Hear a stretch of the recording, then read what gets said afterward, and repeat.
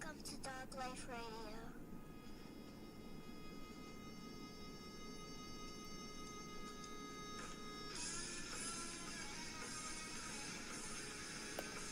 Hey everybody, this is Dog Life Radio, episode number 53, and I am your host, Rossi Giugio.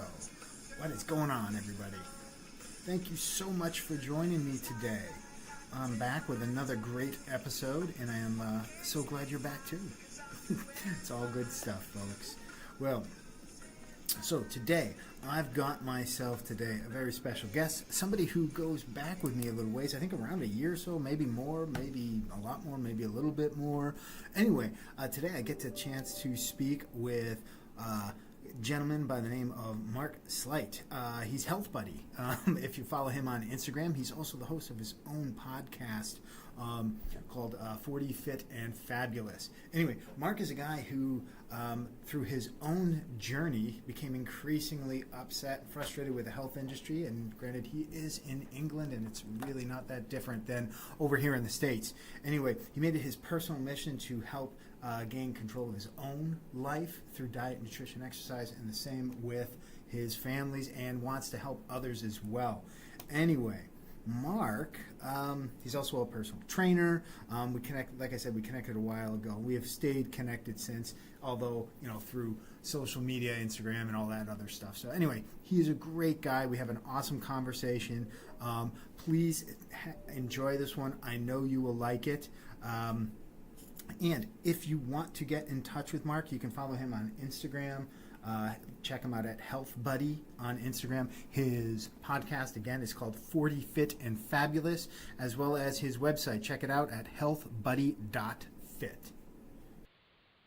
Okay, the tape is rolling. Thank you so much, Mark, for joining us all the way from England. Today, my guest is Mark Sleight, host of his very own podcast, 40 Fit and Fabulous, amongst many other things. Thank you for joining us, Mark. Absolute pleasure. Thanks for having me on.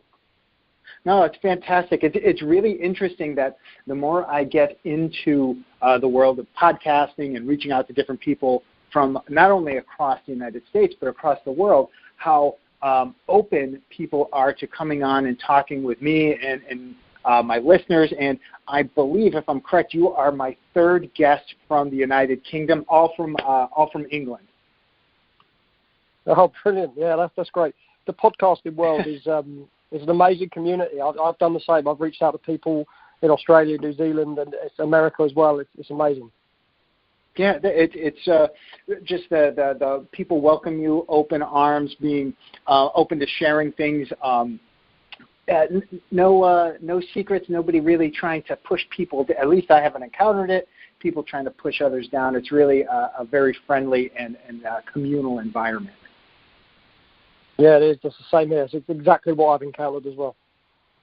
Awesome. So before we jump into a little bit, do you want to tell us a little bit about your background, maybe how you got to this place of having your own podcast, and a little bit about your own journey? Yeah, sure.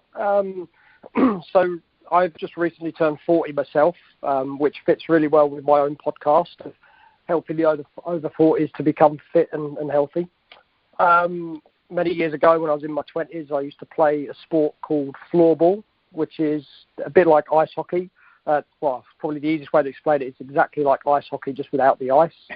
And it's generally made for, it was initially made as an off-ice training exercise for ice hockey players, but it's grown into its own sport, and it's really handy for people like me who cannot stand up on a pair of ice skates. And that developed quite well over the years. I got up to coach GB players and coach the GB, or the Great Britain under-19 team for quite a while.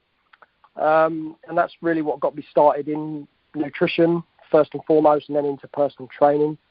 And then as I run out of time to fit all my clients in, evening and weekends, doing the typical personal trainer hours. All personal trainers tend to work early in the morning and late at night. I got a bit fed up with doing that. So I started to shift my business online. And then it just transitioned from there, really, from helping everyone, or I thought I could help everyone, every demographic. And then I just thought, well, I'm approaching 40 now, and they're the people that generally need a lot of help. When you get to 40, you've probably got 20 to 25 years of poor health choices behind you. You're starting to get things like obesity starting to set in, diabetes, high cholesterol, heart disease, things like that. And that was it. That was my main focus. It has been for the last couple of years now. Yeah, I was going to say, I think the first time I came across your podcast or some of your posts on Instagram, which your handle on Instagram is Health Buddy, correct? That's right, yep. Yep, okay, because I follow you there. It was a while back, actually. It was quite a while. I think you were just going to make the move from Mark Sleight Nutrition over to Health Buddy, and you were making that shift. I think that's how long I've been following you and listening to your podcast. That was a little while back. I think you may have had Scott Reed on your show as well. Yeah, I think that's right. I think that's how we probably first connected. I was still working under the Mark Sleight Nutrition banner then, and Scott was one of my first guests on my own podcast. He was like episode 9 or something like that, really early on. Mm-hmm. And yeah, Scott was amazing, and I know he'd been on your show at this point, and I think that's how we connected in the first place. But yeah, I was changing over from Mark Sleight Nutrition then to Health Buddy for the main reason that obviously I was qualified in nutrition, and that's a huge part of our health, but it was becoming more evident, particularly with the over 40s, that there was a lot more to it than just nutrition. There was lifestyle factors, environment, relationships, and you had all your exercise levels in there as well, your fitness, and there was so much more, the mindset, meditation. It was too big a subject to cover with just nutrition, and that's why I changed over. So, and obviously it's been successful because you've been going strong and you've been putting out a lot of great content. One of the things that I've observed in some of your shows is generally you'll dive into large, deep content topics, and you'll end up doing a split show. Like you'll have part 1 and a part 2 because of the depth and the level of expertise you're bringing onto your show as well. Yeah, that's right. You said it right at the start. Some of the guests on the podcast, they just open up really, really quickly. And I've been lucky to connect to some really amazing people across the world, but very, very quickly they open up. And one guest in particular, Chris Pierce, he's from the States as well. He lives down in Hawaii, and he was telling me about the journey him and his wife have had with their children, how they had lots of miscarriages. They had a stillborn baby, and they adopted a child, and he suffers with sickle cell anemia, and all the struggles that him and his wife have had. But he opens up really quickly and really in depth, to the point where in between the two parts that you just said about, we was both in tears, just talking to each other about his struggles, but perfectly willing to talk about on the podcast. And it just helps so many people. There's people out there who think that, they're the only ones going through a certain thing. They're the only ones struggling, and health coaches don't understand because their life is perfect. Well, it's not perfect. Most of the time it's a struggle. We're just trying to cope as best as we possibly can, and hopefully bringing people on like Chris Pierce and Scott Reed as well to try and give a broad spectrum of the whole health industry, really can help as many people as possible.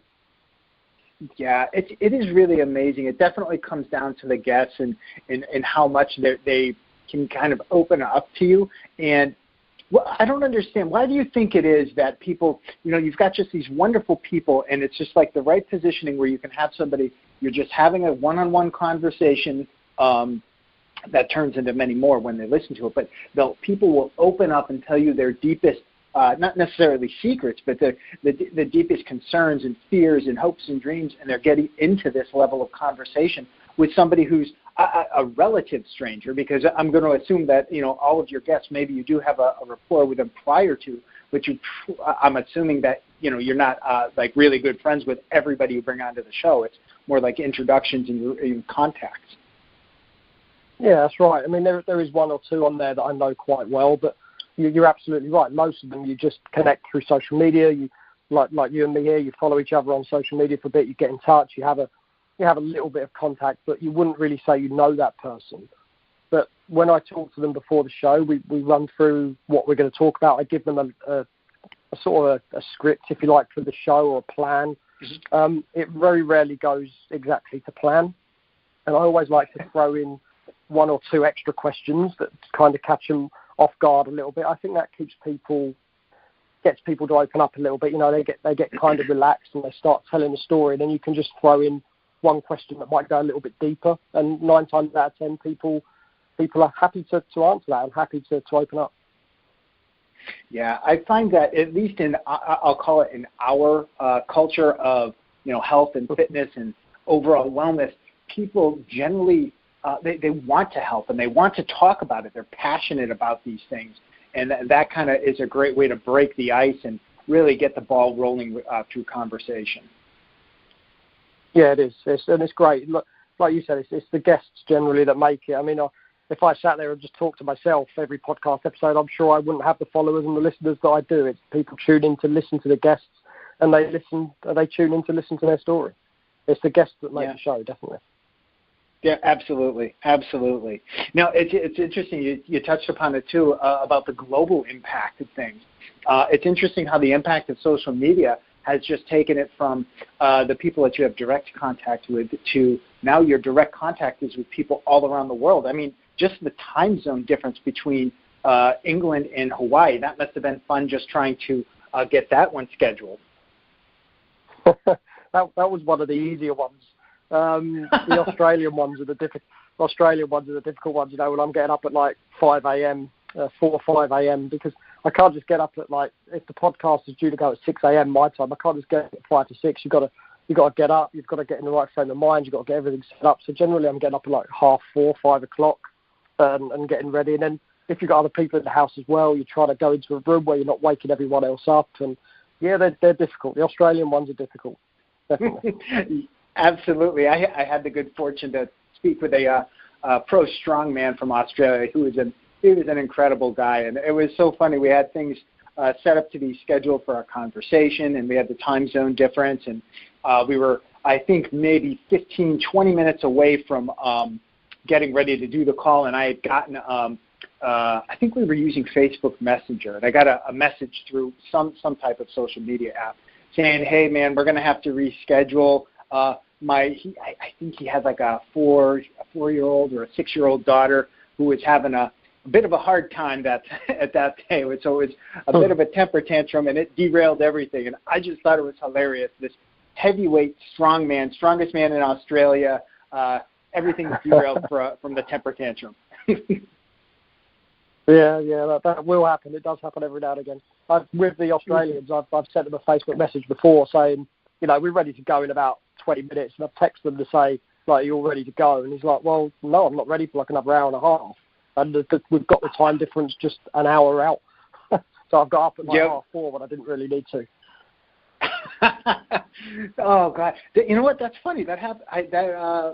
Cale Beck, he does a podcast called Strong Talk, and he does a great deal of work in the strongman world.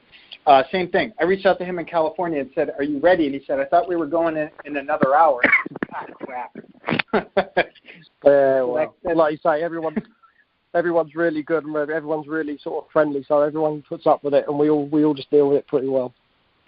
Yeah, that's exactly it. That's funny how it happens. I was thinking it was just me, the unprofessional guy that I am, but I guess it happens to others as well. That happens to me all the time. It's fine. So let's shift over to where are you right now in terms of your fitness, like your fitness journey? What are you focusing on for yourself? I see a lot of what you're posting out for others, and I see your guests. Like I said, I'm a fan and I follow you. But where are you with your own individual stuff? Like, are you focusing on anything particular, or are you looking to shift and work more on any particular area? I know you put out your the 5 key elements of overall health and fitness. What about you? What about me? Okay, well, I've probably gone through it all over the years. Especially playing hockey, I've always been very fit for hockey, and a lot of my fitness then was cardio based. There was a lot of sprint work, a lot of leg strength work, stuff like that. But it was all focused around being fit for hockey matches. When I retired, I have no shame in admitting, I wouldn't say I went off the rails, but exercise suddenly didn't seem such a priority, and as that went out the window, so did the nutrition a little bit, and I kind of lost my shape. I was in very good shape. I was very fit before then. I retired when I was about 37, and probably that's the wrong time in life to stop exercising and start to eat a few more fatty foods, because the weight tends to stick very, very quickly when you're around 37, 38. So I had to get that back off. I would say now I'm probably in the best shape I've ever been in, but I'm not even really trying particularly hard. I'm just doing things well every single day. I'm making sure that I eat well. Excuse me. I'm not tracking food. I'm not trying to eat a certain amount of protein or anything like that. All I focus on daily is eating unprocessed food, eating the best quality food I can, making sure that I eat regularly, just doing all the very basic things right, making sure I drink enough water, don't drink too much coffee. I rarely drink alcohol nowadays.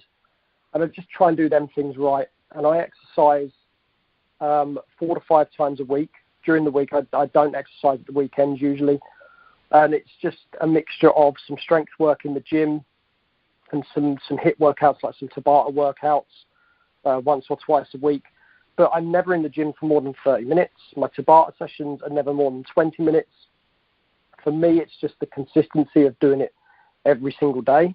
And then the other stuff that goes with that is, for me now, the biggest focus, I suppose, is longevity and adding years to my life and making sure I've got life in my years as well, and just trying to meditate as much as possible, stay calm, stress-free, relaxed, try and enjoy life. I spend a lot of time walking my dog out in the fresh air.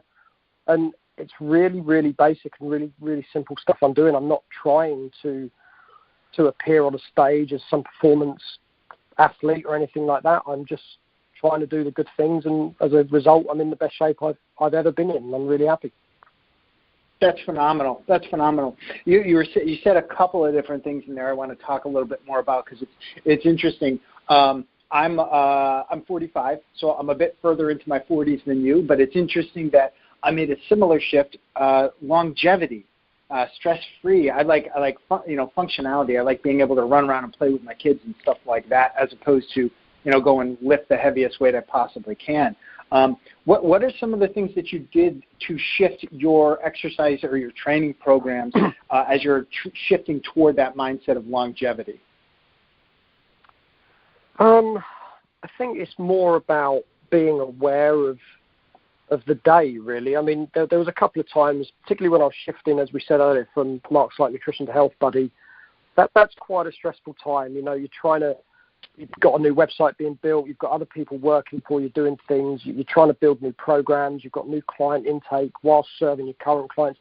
It's a very stressful time. So I was very mindful during that sort of 6 months that I didn't really do any HIIT workouts, for example. I was choosing more calming workouts. I was choosing a little bit more yoga, a little bit more meditation, things that wasn't going to raise my cortisol levels and my adrenaline. I was trying to keep my levels down and try and stay as calm as possible. That was the biggest shift then. And then once that calmed down, once the transition had happened, I could start going in the gym a little bit more, putting my body under a little bit more physical stress, so a few more HIIT workouts, a little bit more weight.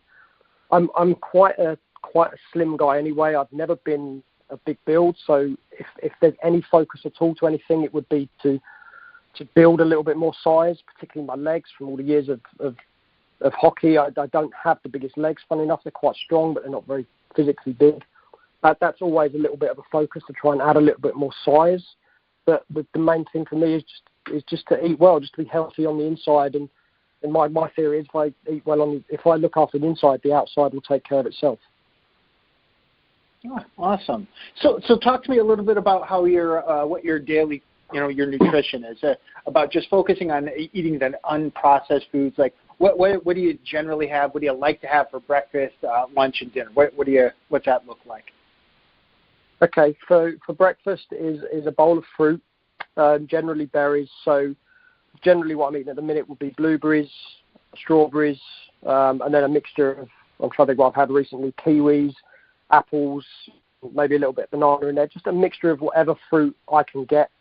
Unfortunately, being in the UK, we don't get that much organic fruit, certainly not good qualities. Just like strawberries, for example, we get them fresh strawberries probably about 1 month of the year, 3 to 4 weeks of the year. The rest of the time they're grown in polytunnels and they're grown in greenhouses, which is fine, but they're not what you'd say is traditionally organic. So generally the fruit tends to come from the supermarket. I'm lactose intolerant, so I have a little bit of yogurt on top of my fruit. but it's lactose-free yogurt, or it would be natural yogurt, something like that. Then lunchtimes, we're going with salads mainly, salads and a little bit of fish. Again, you're trying to get the best quality ingredients we possibly can. And dinners, mixed veg, salads, that's the rule generally. Maybe a little, I try not to eat too much meat, so it's usually fish more than meat. But if I'm going to have anything, it'll be chicken. I stopped eating red meat quite a few years ago. And I don't have dairy products. A little bit every now and again, but I stay away from that as well most of the time. So it's really basic, simple stuff. You know, the carbs that go on the plates, I'm looking at whole grains, so some quinoa, buckwheat, that kind of thing, some giant couscous. Mm-hmm. I try and stay away from big starchy potatoes and things like that as much as possible. When I say this is 90% of the time. Some of the other things do creep in. There is a little bit of processed food in there every now and again. There might be a sprinkling of granola on the breakfast or a bit of peanut butter or something like that. But the bulk of the diet, 90%, is as fresh and as organic and the best quality as I can get. All right. Now, in terms of, it's funny because if you say the term cheat food and things like that, sometimes people have like this visceral reaction that, it's not a cheat, it's just, a reward, or however you want to frame it. When things sneak into your diet, where if you were to allow yourself to have a sweet or some type of a treat that you normally don't have, what do you, and if you do, what is it? What are your favorites? Okay, well, we went to the beach. I live about 2 hours away from the beach, and then a couple of weekends ago, on the bank holiday weekend, we went to the beach, took the dog down, and breakfast started off exactly the same in the cottage, fruit, a little bit of granola yogurt, exactly the same as normal. But I knew during the course of the day that things were going to be a little bit more treat foodish, cheat food. I knew, for example, that I'd go and have fish and chips by the beach in the evening, which I did, and I had no guilt about that whatsoever. We stopped at a pub and had a lunch. We just chose to have a salad because they looked nice, and we was again aware that we was going to have some more crappy food later in the day. So I had an ice cream in the afternoon. I had fish and chips in the evening. I don't do anything about it. I don't beat myself up about it. I don't then restrict food the following day. I'm not tracking calories. So I'm not thinking, right, I've had so much today. Tomorrow I must have like a zero carb day or something like that. It's a treat. It's a day at the beach. It doesn't happen very often. In fact, that's the first time probably in 12 months I've been to the beach. So I'm not going to worry about it. Tomorrow I just go back to doing exactly the same again, like what I was doing before. So fruit, salads, mixed veg, things like that, clean food. And if I have a treat once in a while, if I go out for a meal with people and there's a bit of ice cream or someone takes you out for coffee and cake. I had a coffee and cake yesterday when I was walking the dog. It doesn't bother me. It's so few and far between that it's just a treat, and I don't alter my diet the following day to adjust it. Nah, awesome. The ice cream gets me. That's my thing. Like if I got to do it, the ice cream.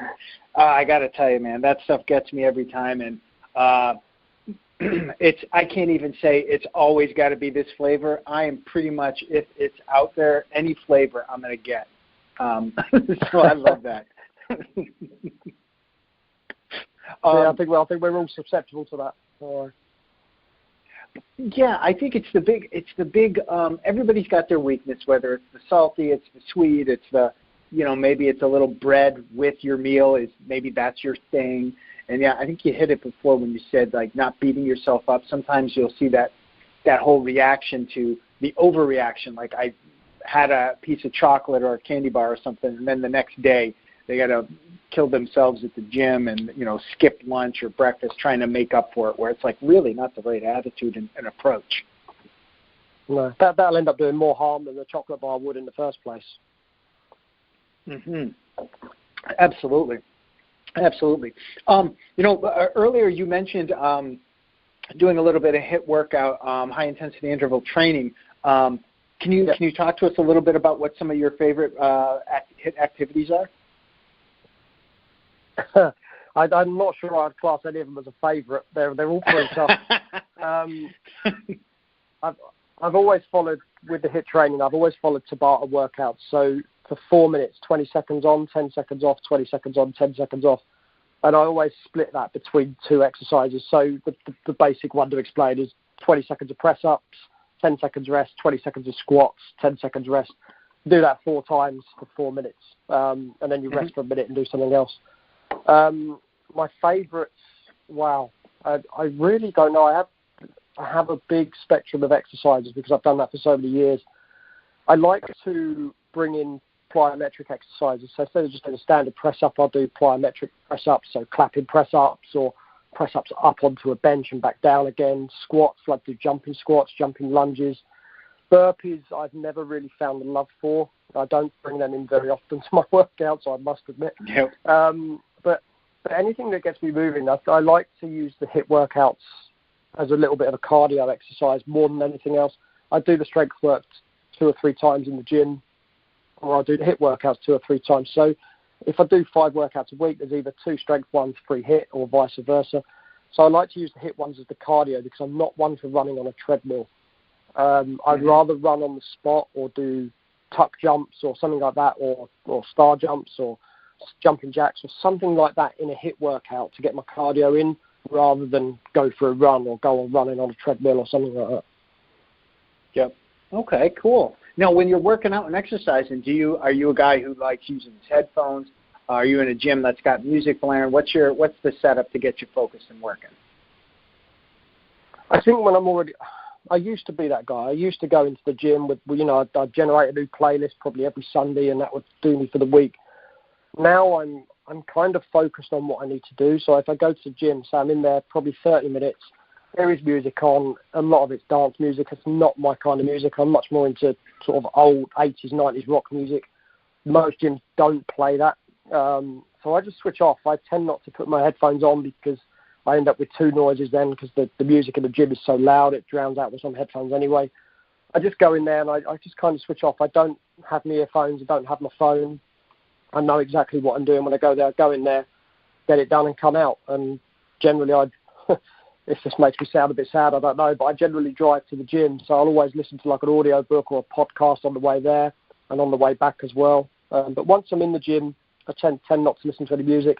If I'm doing a HIIT workout, that's a little bit different because I'll have Tabata tracks on my phone, so you've got the coach there through your speaker or through your earphones telling you, counting down from 20 seconds to, and giving you 10 seconds rest. So that's a little bit different, but.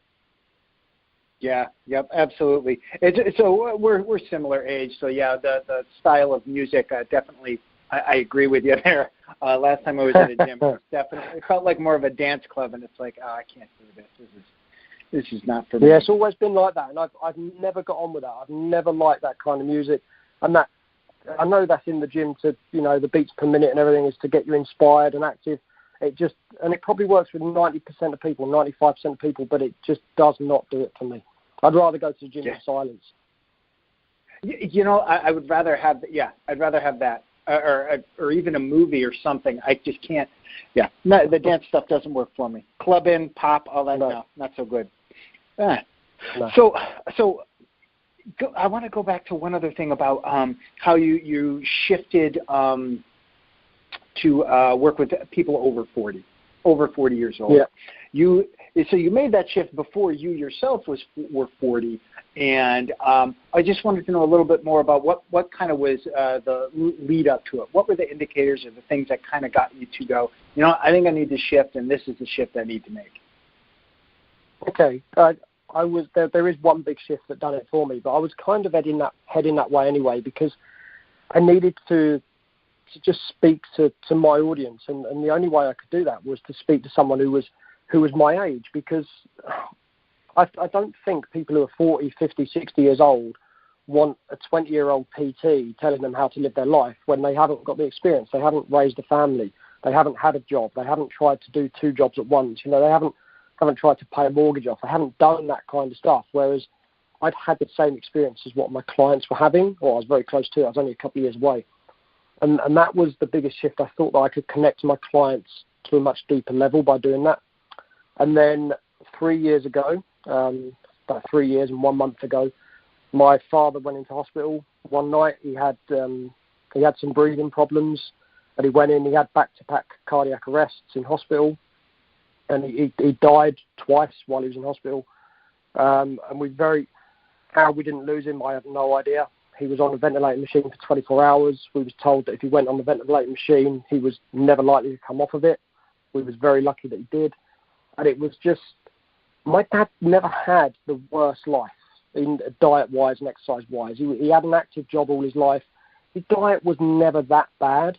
It was what I would class as a typical diet of like a 50, 60-year-old English guy, to be honest.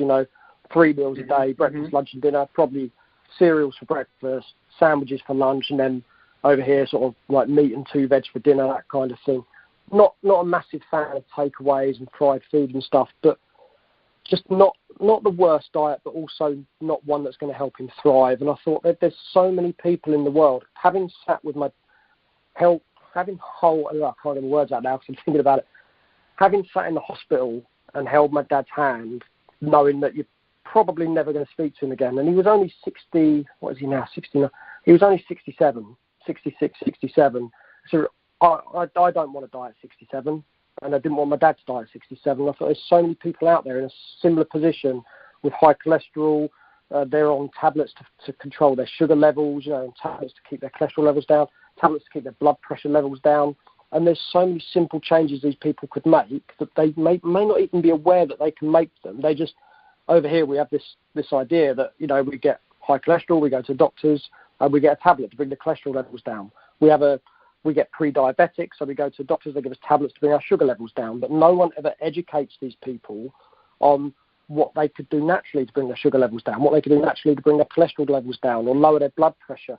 Never have I ever heard a GP talk about meditation or getting better sleep or drinking more water or getting out in the fresh air or eating more fruit and veg. You just don't hear it. They just throw tablets at people, pills at people, and it frustrates me a lot. And having sat there with my dad dying in a hospital bed, I thought, the thing is, me and my mum was there that night. It was about 2 or 3 o'clock in the morning, and we got put into this little room, and it was a little waiting room, and you're just waiting for a doctor to come in and tell you that your father's dead. And sitting in that room for 2 hours was the worst time in my life. I just don't want anyone else to have to go through that. It's bad enough for the patient and the person who's ill, but what they don't realise is the people that are left behind, the mothers and the fathers and the sons and the daughters and everything else. It is a horrendous time for them, and it can be so easily preventable or certainly delayed by many, many years. Yeah, absolutely. That's an awful experience to have to go through.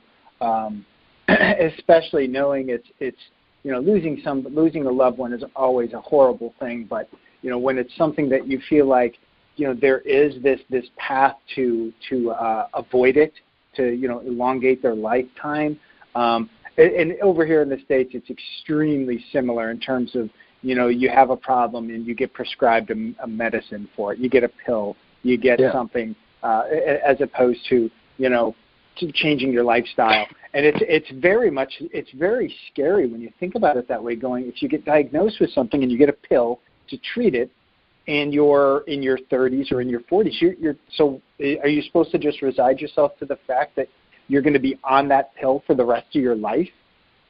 And yes, right. It's pretty scary if you think about it that way, going, I'm not going to be able to live a normal life because I have to take this pill.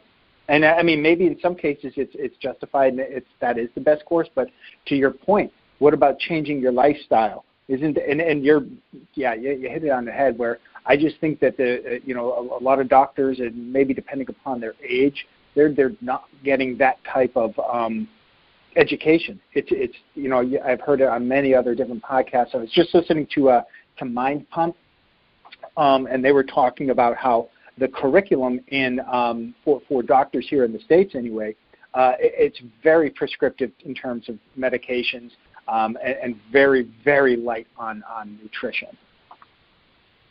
Yes, it's the same here. I've had a couple of GPs on my podcast, one from the States actually and one from the UK, both saying very, very similar things. And to the point with my own dad, I was listening to him a couple of weeks ago and he was giving me a few symptoms. I said, well, it sounds very much like you're low on magnesium. We've gone through his diet. There was a lot of deficiencies in his body, but magnesium was one that was causing him a problem. So he went to the GP, and she dismissed that out of hand straight away and just wanted to give him a pill. So I was lucky enough to speak to one of the ladies, Dr. Julie Coffey, who's been on my podcast, and she's a GP, and she's a doctor that does look at the other side of things. She does look at the other aspects of life, and she actually said to me that doctors over here, they're not really educated in stuff like that. They're educated on on the medication because they are medically trained, but things like magnesium and the natural supplements that you might need, they don't actually know that much about. So they don't ever talk about that with their patients. Mm-hmm. Mm-hmm. It's scary, isn't it? Because I think it's so worrying. Is it? Because if you're a patient and you don't know this, and you don't have a doctor or somebody who's educated to talk to, then you're going to look at your doctor as they're speaking the gospel truth, and that's, okay, well then I need to take that pill. Most people don't know to ask. I don't know to ask about everything. That's the part that gets extremely scary to me. Oh, absolutely, and you would do. You would expect your doctor to know everything. So if the doctor tells you something, you believe what the doctor tells you. You don't assume that maybe you're getting a lot of headaches, so you have a pill to get rid of headaches. You don't think that maybe getting some fresh air and drinking more water could cure your headaches. Maybe getting a little bit more sleep or listening to some calming music before you go to bed could make all the difference when someone's just giving you a pill that saves you all that time and effort, and the headache's just going to go away within about 5 minutes. Yeah, absolutely. The value of a good night's sleep and the proper amount of sleep is drastically understated. It's like, at least in the States, I can speak for this, there's this whole movement or view of, I'm stronger, I'm tougher, I can go harder on less sleep. I don't need as much sleep because I'm a tough guy kind of a thing, where it's just so opposite of what your body actually needs. It is, yeah, and I think it's a big subject to get into now, but something I've come to realise just lately is that men are very much like that. Women will come to you for help, or come to me for help, particularly because they're open to needing help, and they're happy to say that something's not right. Men, we have this stereotype that we must be the provider and the caveman and big and strong, and we shouldn't say that we're ill. We can just get on with it and deal with it, and we don't need to meditate, and we don't need to pray, and we don't need to have these supplements, and we don't need to drink more water. We're all right. We've got beer, and we're going to the gym tomorrow, and everything's fine because we look big and bulky and we look really fit, but inside we're just in the worst shape ever. But we have this stereotype that we need to stick to, and we need to build upon to show that we're the big tough guy, where I think it's quite strange nowadays for guys, particularly male coaches like myself, to be talking about meditation and prayer and sleep and hydration, because it's not a manly thing to talk about. Yeah, it's almost like it's a sign of weakness. If I admit, hey, I need to take yoga classes, and I need to make sure I get a good 8.5 hours of sleep tonight, I'm a weaker man as a result of it, and it's very detrimental to just your overall health. It is, yeah, and there's men out there with very poor health, but they might look good on the outside, but they're happy with that. They don't care about their inside so much. That's a shame. That is a shame, and that is a huge topic. Maybe we'll have to save that one. We can unpack that one a little deeper next time. Yeah, that is a massive topic. It's a bit late in the day to be starting that one. Yeah, absolutely. I am keeping an eye on the clock here. I know you have got some things that are coming up on your calendar, and I really want to be respectful of your time. Mark, I really appreciate you. This has been a great conversation. It's fine. Oh, cool.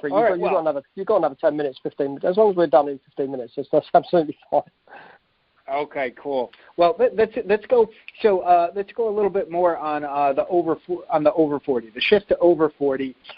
You had made a comment that I don't live by, but I'm pretty damn close to live by it. Having a trainer that's in their 20s trying to coach somebody in their 40s, and it's got nothing to do with youth and whatnot. But you were talking about how it's potentially it's a lack of experience, where I'm seeing a trainer coming out of college or coming out of the universities, and they're jumping in and going, okay, now I'm going to start getting clients, and I'm going to start telling them what to do, and based off of book learning versus application. The real experience versus, like I read about the books on this. These are the exercises you're supposed to do, but I haven't had a great deal of actual practical application. And to me, that's a tough one. And I really don't, personally, I don't think I have time for a 20-year-old trainer. Not that they couldn't help me, but that's just my view. Yeah, see, they don't have the lifestyle knowledge. They don't understand. They're probably still living at home, and they don't understand that you've got to, like you were saying earlier about the previous guy on your podcast, when you had trouble booking in because he had a 4-year-old girl keeping up all night. The 20-year-old trainer probably doesn't understand that quite so much, that you've only had 2 or 3 hours sleep, and why aren't you lifting the weight you was lifting last week? Come on, you should be able to do this. Well, yeah, I've only had a couple of hours sleep, mate. It's a bit different. But when I was 20, when I was 19, 20, I'd see an old trainer in the gym, and I say old because when you're 20, you think that the 40-year-old personal trainer is old, and you think, God, I don't want that old guy training me. How's he going to help me? But now, being that kind of old trainer, if you like, and being that age, I would actually, if I went to the gym now, I'd look for that person. I'd look for the grey-haired guy. I'd look for the old guy who's still in shape at 50, 60 years of age, because he's clearly been doing something right for a very, very long time, and that's the type of person I want teaching me. Yeah, absolutely. And it's a lot easier when you're going into a gym and you can see the person, because, there is a certain amount of experience, and I'm not going to say there's a specific age that you have to be over, but there's a certain amount of experience you need.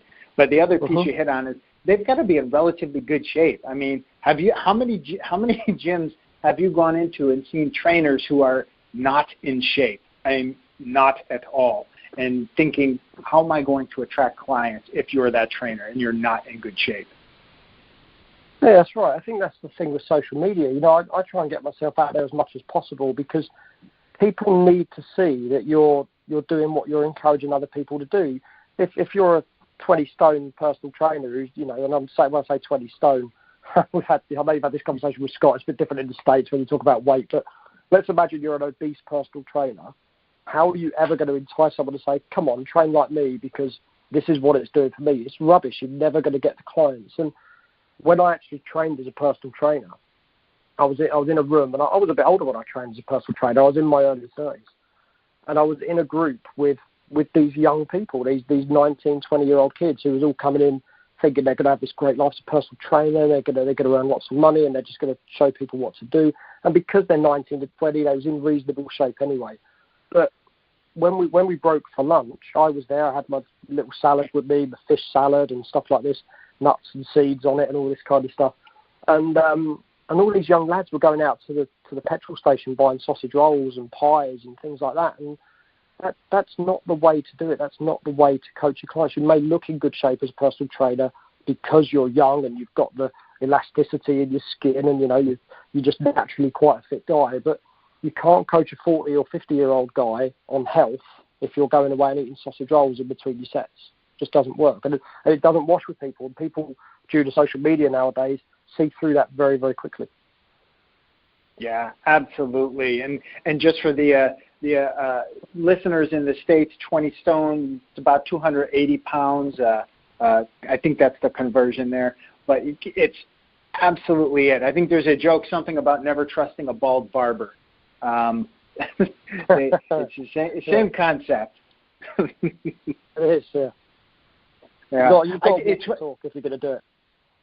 Yeah, absolutely. I guess it would become increasingly difficult as we're moving into an age where you do have a bit more of online training where you're not physically going in. There's challenges on both sides there, things that you need to be aware of as a consumer looking for a trainer, as well as things you need to, some challenges as being somebody who trains your clients are not in the same room as you. Yeah, definitely. But that's the good thing with online, because you can see everything now. You can see. You follow me. I document most of my life on social media. There is no hiding place. If I eat cake, I show that I eat cake. I show that I eat ice cream, and I talk about eating fish and chips. And people need to know the way that you're actually living your life. There's no point in me saying I eat salads 3 times a day and I eat chicken and fish all day, but in reality I'm not, because then the clients go to do that and they think, well, I'm doing everything he's telling me to do and I don't look anywhere near as good as him. That's because I'm doing something totally different. I'm not. Everything I teach my clients is everything that I'm doing and showing on social media as well.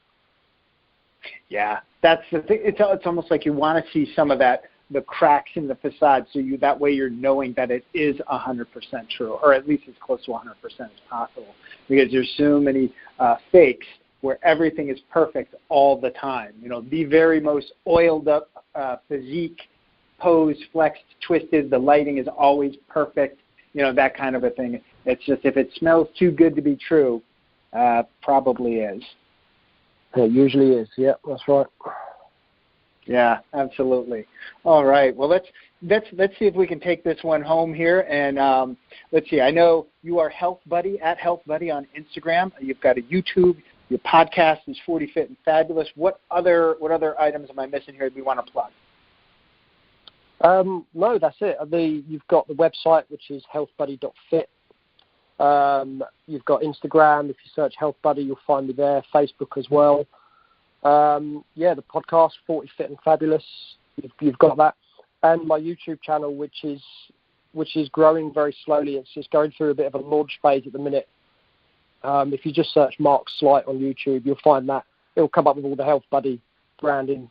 But the videos are going on there slowly. That's going to be my main focus over the next 6 months is the YouTube channel.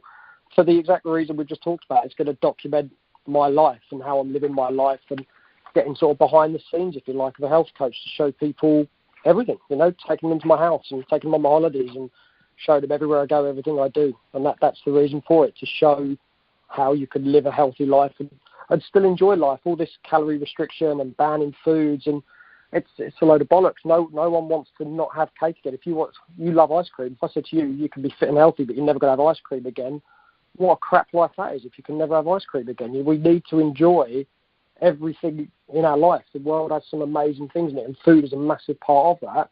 Let's enjoy it. And I want to show people how you can enjoy it, but without going mad and without, putting your health in danger, and still living a healthy life whilst enjoying the things you love. Absolutely. It's a life worth living, right? Yeah, absolutely. Plus the struggles as well. There's stress in my life. I talk about stress a lot because that's one of the biggest changes in my life, is learning to manage my own stress levels. It's been a huge shift for me. And I want to show that it's not because my life is easy that I'm nice and calm on the outside. My life is just as tough as anybody else's. I just manage my stress levels, I would say, better than most. But I want to show that in the YouTube videos. I want to show what the stresses are and show the struggles as well and how I cope with that. Sometimes I don't cope with that, but people need to see that. Absolutely. Stress is something that I think is another one of those things that gets thrown into that bucket of, I have no stress. Everything's great. And it's this great denial where I think the first part about dealing with it is acknowledging that you haven't. Yeah. Yeah, absolutely. And it comes Very at us cool. from every angle, everywhere you go in life, online nowadays, social media. It's just everywhere you go. There's stress everywhere. And all day as well. You can't escape it anymore. No, absolutely true. Absolutely true. Well, Mark, I really appreciate you taking the time again. Thank you so much for joining me. I appreciate it. Thanks. It's been a pleasure. It's been an absolute pleasure. Thank you very much for having me.